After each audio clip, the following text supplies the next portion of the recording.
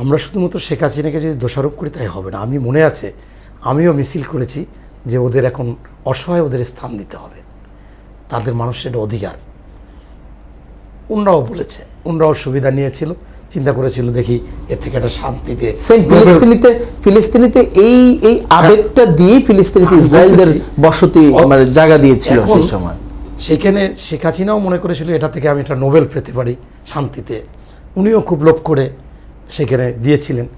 পরবর্তীতে আমরা দেখতেছি যে বহির্বিশ্বেও আমরা খুব ক্ষতিগ্রস্ত হচ্ছি, বদনাম হচ্ছে, তারা বিভিন্ন রাষ্ট্রে গিয়ে খারাপ কাজ করতেছে। আমি সৌদিতে গিয়ে দেখলাম কিছু রোহিঙ্গা ওখানে চলে গেছে বাংলাদেশের পাসপোর্ট নিয়ে, এটা খুবই খারাপ অবস্থা। এবং আপনাকে একটু মানে আপনার নখদর্পণ আর একটু দিচ্ছি, ইতিমধ্যে আমরা জেনেছি বিভিন্ন পত্রপত্রিকার মাধ্যমে, বিভিন্ন সোর্স থেকে, সেখানে প্রশিক্ষণ দেওয়া হচ্ছে, সামরিক প্রশিক্ষণ বা তাদের কি বলে কারাতে, এই ট্রেনিংগুলো কিন্তু এখন দেওয়া হচ্ছে। আমি এটা বলতে চাচ্ছিলাম যে একদিকে তারা মাদকের সাথে সম্পূর্ণ আমাদের বাংলাদেশকে মেধাশূন্য বিকলাঙ্গ করার একটা দীর্ঘমেয়াদী একটা ষড়যন্ত্র। আবার তারা এই বাংলাদেশকে একটা আলাদা করে যদি এদেরকে দিয়ে কিছু করানো যায়, তারা যেভাবে আছে এটা তো থাকতে পারে না, তারা আরও উন্মুক্তভাবে থাকবে, স্বাধীনভাবে থাকবে, একটা এরিয়া নিয়ে থাকবে।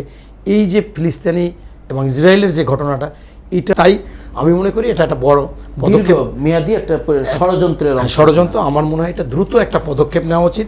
এবং আমাদের বাংলাদেশের প্রধানমন্ত্রী যিনি আন্তর্জাতিকভাবে বিভিন্ন জায়গায় আগেই যোগাযোগ করে আসছেন, কথা বলে আসছেন বা তাদের সাথে যোগাযোগ রক্ষা করতেন, সেহেতু এটা একটা সফলভাবে আসবেন, আমি এটা বিশ্বাস করি।